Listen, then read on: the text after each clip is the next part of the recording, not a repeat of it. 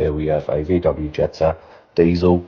Old battery was flat, had to remove it and put a nice new one in.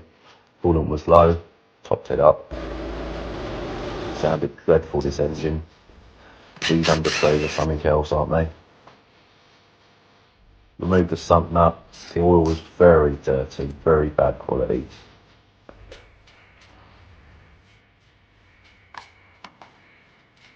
Removing the oil filter housing, you have to remove the cap first because the pipe gets in the way, then the filter.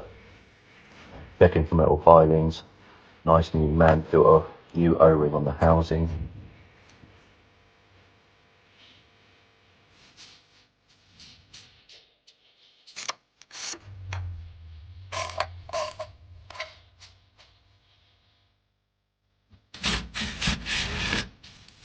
Putting this under tray back on, it takes so much time.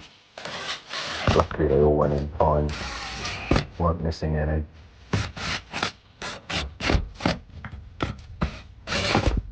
Putting in 4 litres of Castrol lead 5W30. Now I'm doing the airbox. Replacing the filter for a nice new hence.